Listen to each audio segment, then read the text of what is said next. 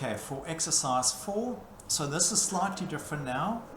So we've been using the detail line command. If you select this object, so once the object selected, you'll notice if you hover over an object, you'll notice it'll tell you what it is, a detail item. So if you see the text box, and if you look here at the bottom, if you select an object, it'll tell you what it is at the bottom here.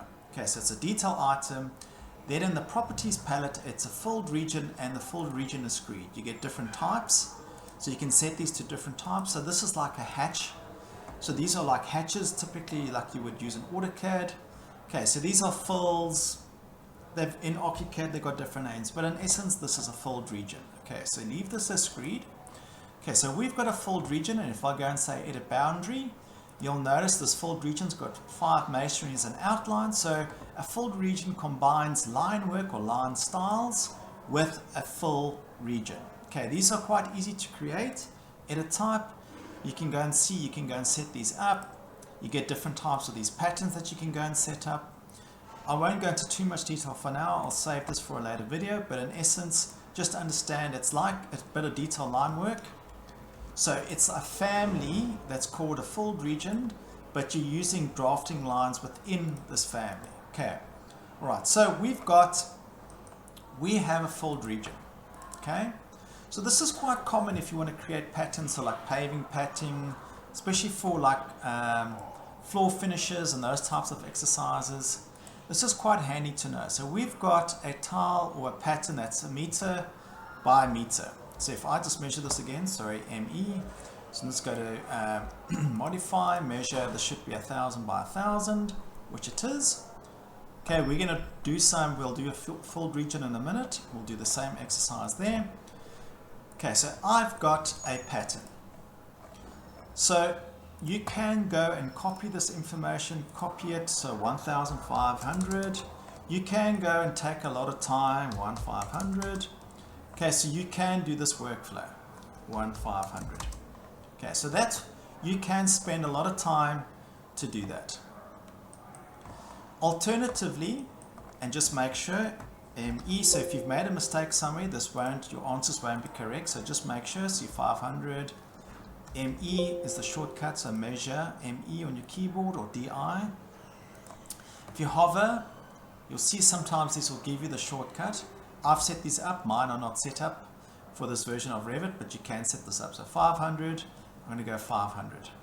So this is the first option. You can just copy these, like I've done, by a certain distance every time. Okay, so 500, 500, 500. Alternatively, you can also use the array tool. So you can select all of these objects. Now you can simply use the array command. Okay, so this is quite neat. Now by default, you can use a group and associate. I'm going to switch that off for now. We'll get into that at a later point when we'll need to use that, but for now, I'm not going to group and associate.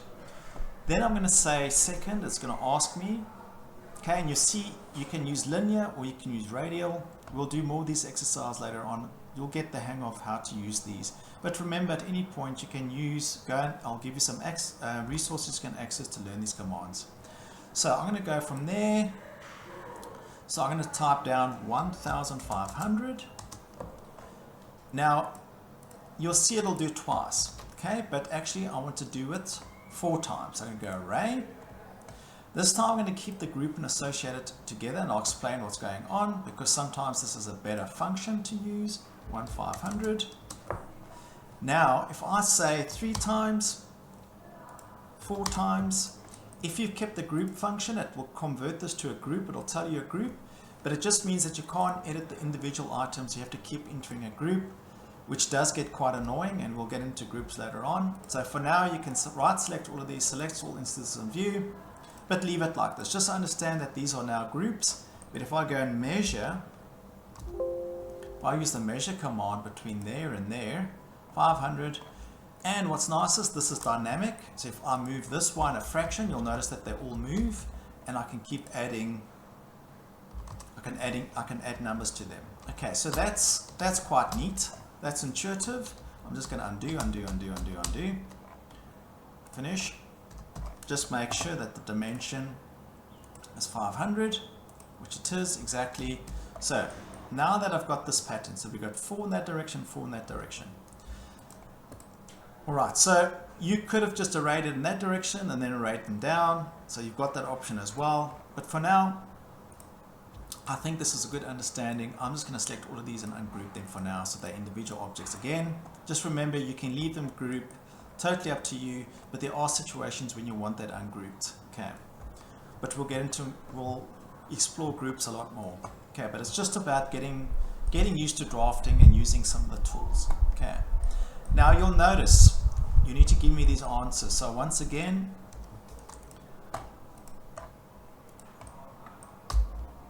you can leave that dimension there, totally up to you. You're going to go to annotate and you're going to use the linear command, make sure it's selected. I'm going to press tab, tab, tab, select the point and tab, tab, tab. So you can please go and measure what I've asked you to and answer the correct questions, for example. So I'm going to press tab, tab and tab, tab. Okay, so this is quite neat, how you can measure information. Okay, pretty straightforward. Great.